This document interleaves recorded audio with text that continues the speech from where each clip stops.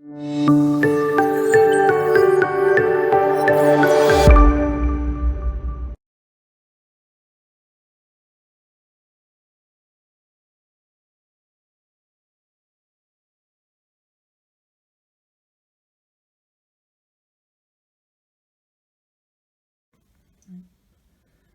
from Hey Mo Productions. This is Mario Mata speaking to you. Today I will explain in this video a process of doing a very special detail that you find in building your model planes and your ships. And that is called rigging. Before we go on, I want to point out that I want you to hear this video and read it before you proceed, because I think it's very important that you understand the processes that I go through in my builds, and maybe you'll be able to understand what's going on when you do your builds. Rigging can be found on just about any ship of any time, including today to simulate signal flags, hoisting lines, or radio antennae. On planes, you probably see it on old biplanes as control lines between wings, or on World War II planes looking at radio lines. And although rigging ships and planes looks cool, the one or maybe two extremely important tools are patience and practice. Patience, because the lines are so very, very thin, gluing them on, you'll tend to err. So be cool. And practice. Practice on scraps before tackling this detail.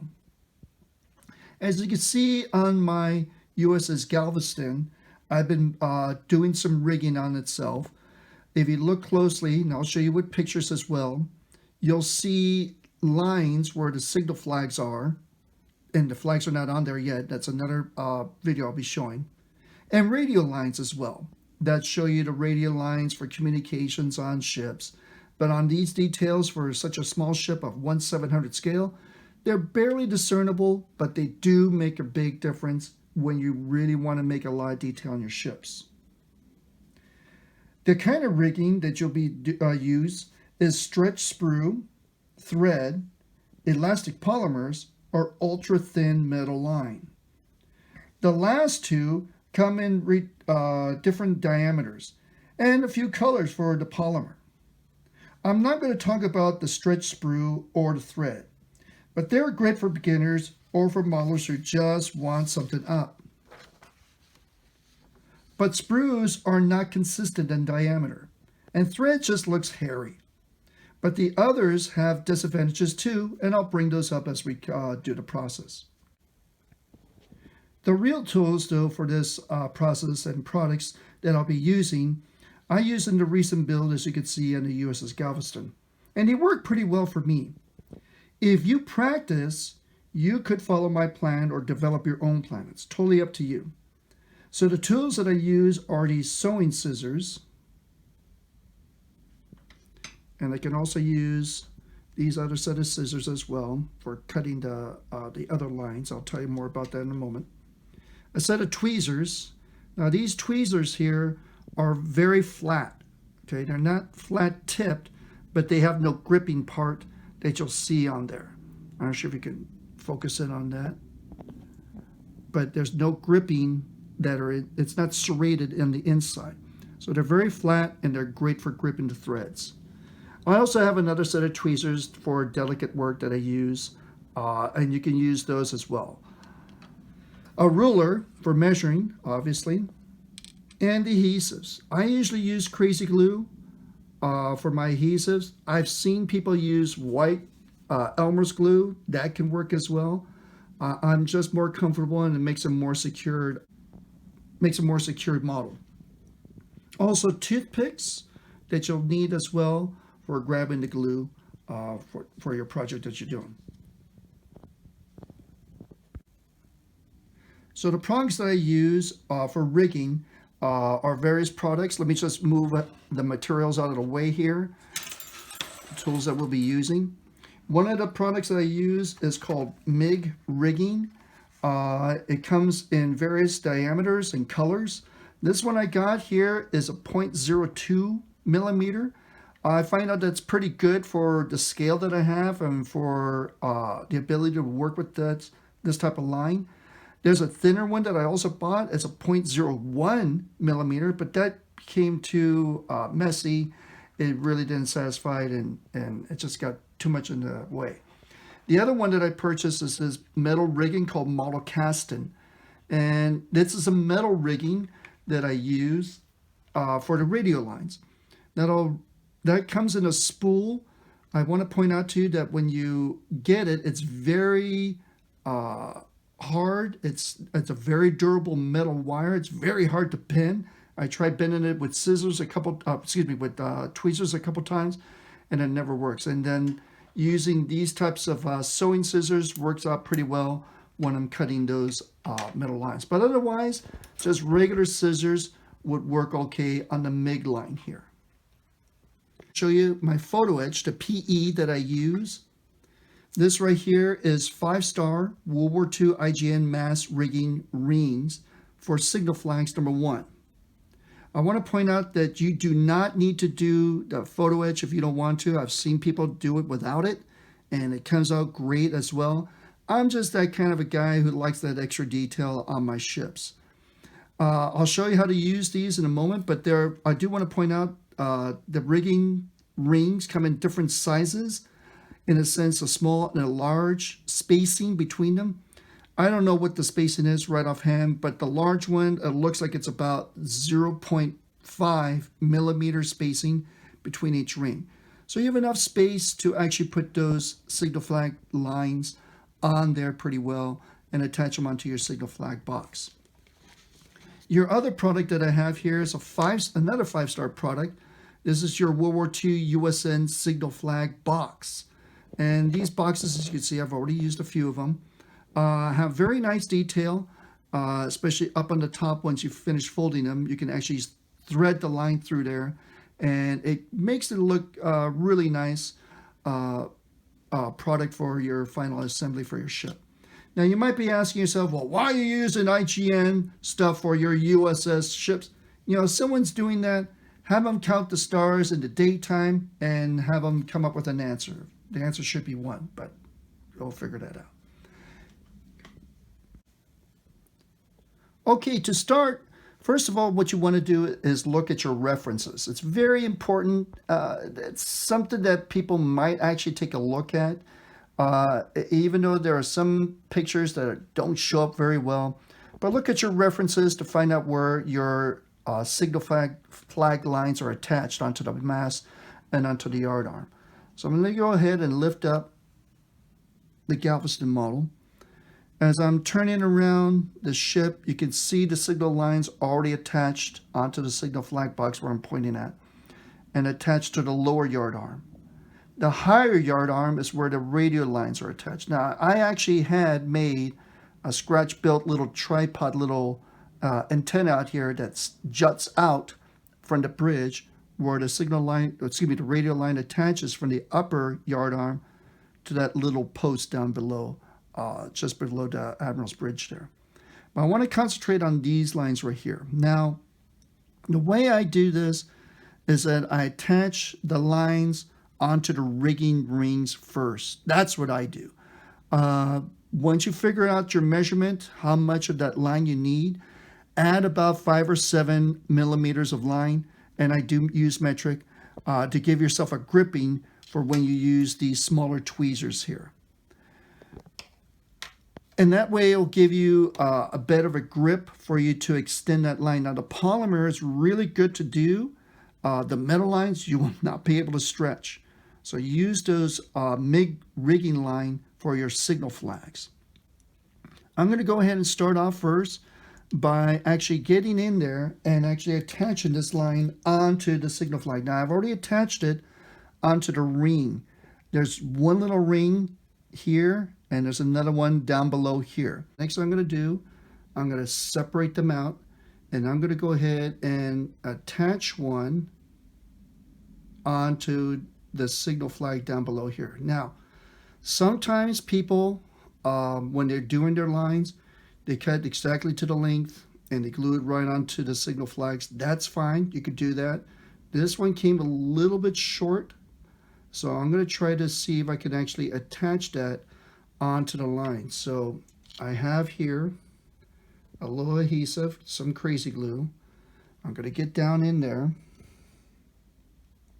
and attach that line onto the tip of the signal flag. Now, the good thing about the MIG rig is that I'm able to stretch it at the very end. Come here, line.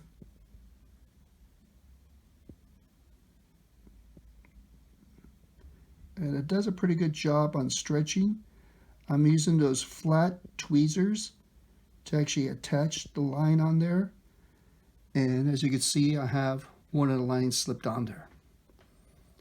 I'm going to wait a few moments to let the adhesive set. But now I'm going to go ahead and attach the other line that's longer. Okay. And it's just by accident this happened. I meant to have that first line that I attached to be longer, and it came out short. And I was going, oh no, hopefully this works. So I'm going to go ahead and get my fine needle nose tweezers. And here you're going to have to be very careful. Slip it through there. It's going to be a little tedious, so that's why you need to have patience when you're doing this.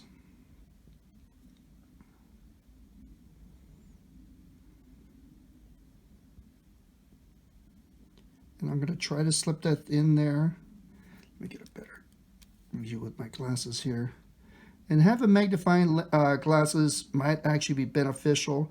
You could buy those optivisors, whatever the case may be, at any hobby store, and they're usually pretty good. Okay, so I slipped it through, I threaded it. I'm going to get my flat tweezers, and now that it's been threaded, carefully grip it and pull that alongside. As you can see, it's pretty taut. It's not tight. You don't want to break off the mast. Okay. And I'm going to go ahead and get a little adhesive on there. Again, using the toothpick or whatever device you want to use to pick up your Krazy Glue or your adhesive. Add a bit to where I needed it.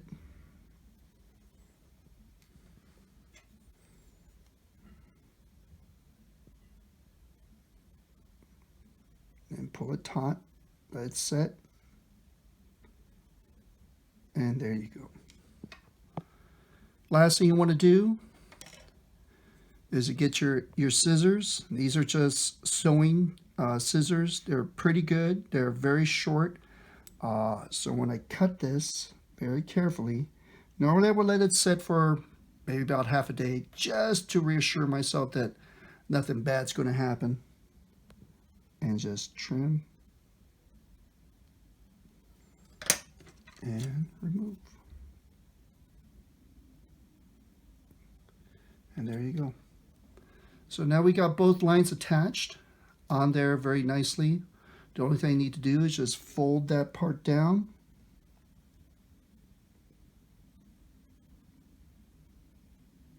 And there's your rigging line being attached now. So there you go with the MIG rigging lines. They came out very well. For the ModelKasten, the metal lines, those metal rigging lines, those fine metal rigging lines, you have to cut those to length. Again, it's quite difficult to cut them.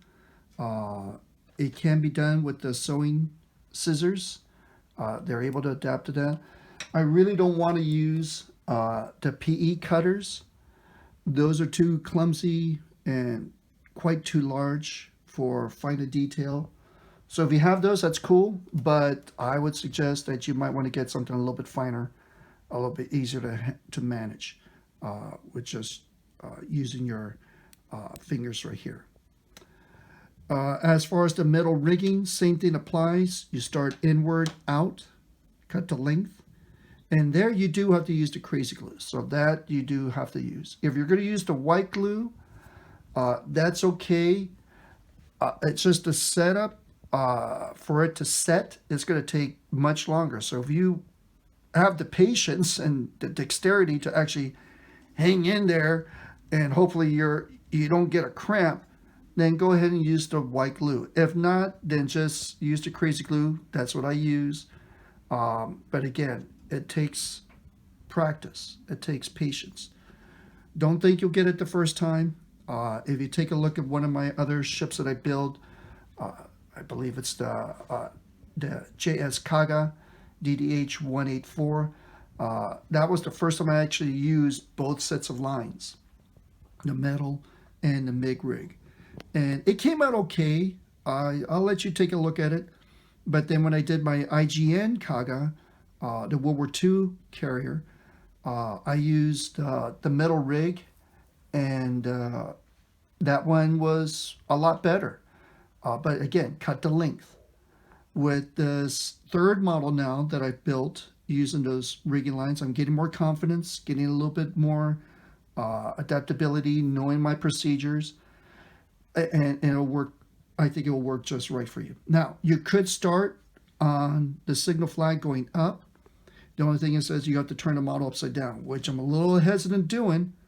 That's why if you take a look at the picture that I have about me doing an NTDS antenna for the same ship, I actually weighted that line, the MIG line, and it actually was able to attach those lines very easily. It was no sweat, even though there was about like 8 different poles that I need to attach it onto. It came out really nice.